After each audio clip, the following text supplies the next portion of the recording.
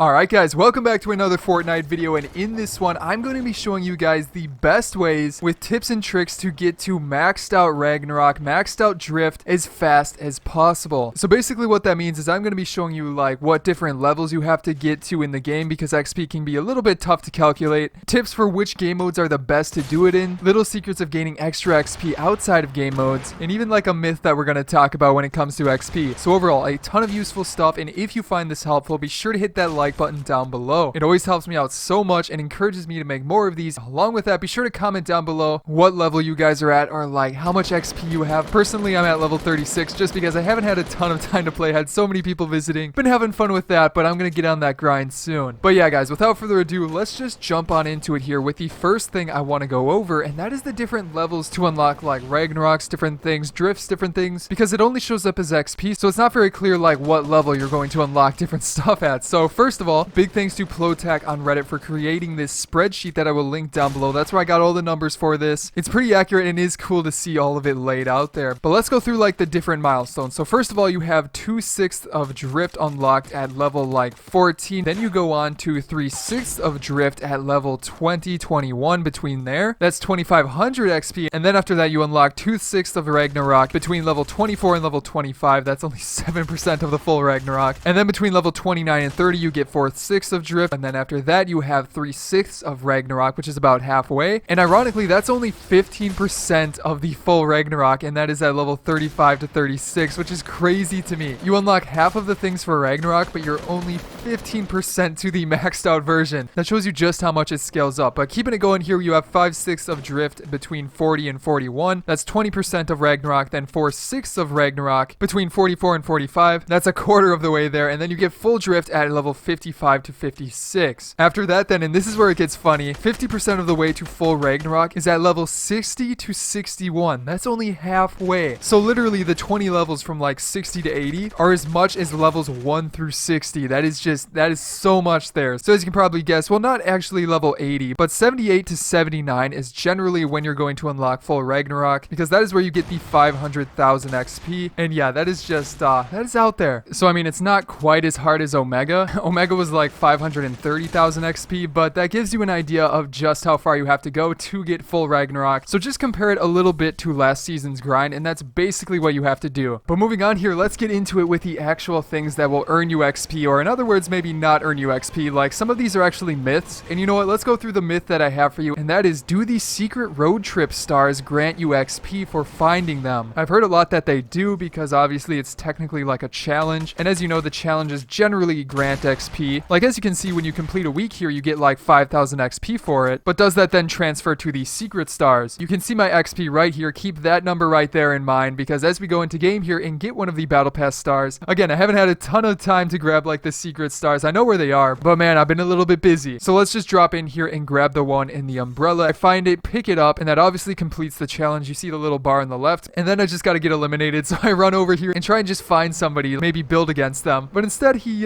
takes me for a ride and helps me complete one of the challenges, kinda. Yeah, that was pretty interesting. And then he did eliminate me. It was kind of sad. But yeah, as you can see in my final stats, nothing there says anything about the secret battle pass star. So then when we back out and check our official XP, again, nothing has changed. So that is a myth right there. You will not get XP from the battle pass star, and it's pretty similar to last season. These do not count as extra XP, but they're still worth it to help you level up the battle pass, which then once you get it completed, helps you get XP in different ways, which we'll talk about in just a sec. Or you know what? Let's go over that right now. With the third tip I have for you is to play with other people that have the battle pass bonus that affects XP. Now I know that's a little bit obvious, but do you know just how much XP you can get by playing with 3 friends in a squad that have their battle pass maxed out and have every single one of those XP bonuses? Well, unless you did the math, you probably don't. But lucky for you, I've got the numbers here. So when you start out with the battle pass, you get 50,000 as a personal bonus, and then basically you end up with an extra 70% from unlocking them from the battle pass. Add that to your 50%, and you get a personal XP boost of 120%. Now that's not the interesting part. When you also start the battle pass, you get a 10%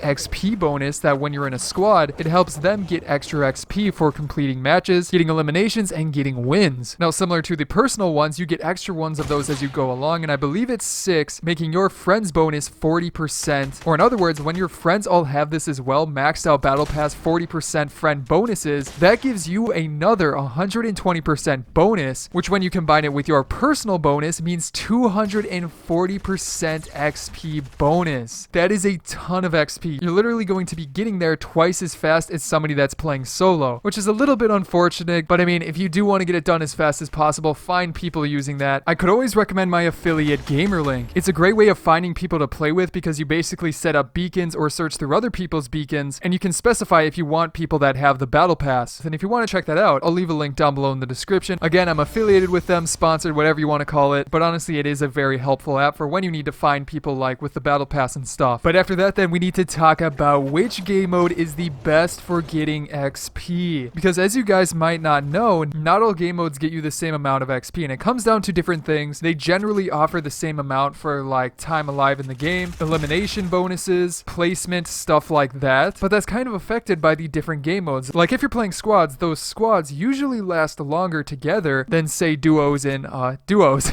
But what are the specifics? So first of all, let's go over squad XP. And I'm taking a few of these pictures that I got from last season when I did an experiment with it, but it's the same for this season. But as you can see right here, this is the XP I got for squads. Now keep in mind, this is when I had a 120% bonus, but you can still see that the survival time was 187, and I believe I didn't even get a placement bonus. Considering that I stayed in game the same amount for all of these, I tried to avoid getting eliminations, stuff like that, but just tried to stay alive for the same amount of time. But yeah, that's all I got was the 187 bonus. So that's generally not the best to go into. That's pretty similar to duos, which then I actually did get a placement bonus of 25. I can't remember exactly where I placed in this one, unfortunately, but for the same amount of time, you do generally place higher just because squads generally stay alive a lot longer. And the way that they split up the placement bonuses isn't that great in squads. Now, duos does get a little bit better, and it's not terrible, but it's not the best. Now, then I also tried 50v50, and although I did get eliminations in this one, and also I won this one, I generally got the same amount of time. It actually might have taken less time than the other ones, but it still wasn't that great. It was nothing to write home about. But I mean, hey, 50v50 is fun, and if it goes faster, it might actually be one that you want to do. However, I did actually find that solos is generally better as long as you can get to the 10th placement. Like taking a look at this placement right here, or actually not even 10th place. I got 11th place in this one, and I still got that placement bonus for the same amount of time. And then I believe if you do get to 10th, you get like a 100 bonus, which adds up so much with your battle pass bonus. And that definitely is the best one to play if you are playing alone. And that's not even adding eliminations to it. I also think if you get a win, it's like a 1000 placement bonus. And then also I even checked fly explosives to see if anything was different there. And I did get a placement in duos of 25, and survival time wasn't as long. So this game mode might actually go faster, but overall it wasn't anything to write home about. So overall, if you are playing solo, it seems that solo is the best game mode to play. You don't want to do solo squads or 50v50 unless you want to mix it up a little. Solos is going to be the fastest way to grind that out, which is pretty interesting. But yeah, enough talk about that. Let's move on to this one, which is trying to complete the battle pass as fast as possible. Obviously, when you go into your challenges, you have all these different ones, and by completing them each week, they grant you bonus XP for completing all of them. Now, what's interesting about that is that when you go down through your challenges, it goes from 5,000 XP for the first 5 weeks to going to 6,000, then 7,000, then 8, then 9, and finally 10,000 XP for week 10. So even once you're completed with the battle pass, these will grant you XP, and that is a super helpful way, and it'll give you a boost later on in the season. Now, if it does work similar to last season, this is where it gets a little bit interesting, because last season you basically got 5,000 XP for completing all of them, but it was a little confusing because the challenges themselves had separate XP, but I don't know if that's the case here. So it is possible that by completing the challenges, once you have all the stars, the individual challenges give you XP, and then you get that extra bonus at the end, which like for week 10 is 10,000. Again, not sure about that, but if any of you have level 100, be sure to comment down below how that works. Now after that, however, we need to talk about one that's a little bit obvious, but just keep in mind just how helpful this can be. Now, what am I talking about? I think you guys know the daily challenges. That's right, the challenges that you get right here on the left side of the screen every single day, every single time you log in. Do not take these for granted. They can help out so much. They're usually like 500 XP, I believe, and then like 5 battle pass stars starting out. And then once you actually complete the battle pass, get to level 100, I believe, again, not 100% sure about this, but if it's similar to last season, these should switch over to 1,000 XP each. So an extra 1,000 XP every day, that can add up a ton over time. If you're doing these every day for the last month, that can be 30,000 extra XP that you don't even have to worry about. So for sure, make sure you get these done. They're going to save you a lot of time. And if you don't like the one you got that certain day, remember you can actually switch it out once a day. This only works with one challenge each time, but if you click on the challenge challenge and then click like this button down here for Xbox. I believe it's left stick. You can actually recycle the challenge and get another one, which is super helpful. I've used it a ton. But by far, guys, do not take these for granted. They'll save you so much time. But then for the final tip I have for you guys, which is just a super short one that I had to include, it's just a reminder that there is a revival XP bonus in 50v50 that can get you an extra 50 XP every game you play. Now, how exactly does it work? Well, if you go into game and find people to revive, the first person that you revive gets you 30 XP, and then the two after that get you 10 XP, and then another 10 XP, and I'm pretty sure that's it. You might be able to get more, I'm not 100% sure, but if you revive 3 people in the game, you get an extra 50 XP on top of everything else. So that might be something to keep in mind. I thought I'd include it in this video since we are doing every single way of getting XP. But yeah, guys, that is going to be it for today's video. I hope you enjoyed it, and if you did, be sure to subscribe for more videos like this coming out in the near future. Along with that, you can check out the week 4 challenges guide, full guide on the left, and then another fun video I'm sure you'll enjoy on the right. But other than that, guys, I hope you enjoyed this video, and I will see you in the next one.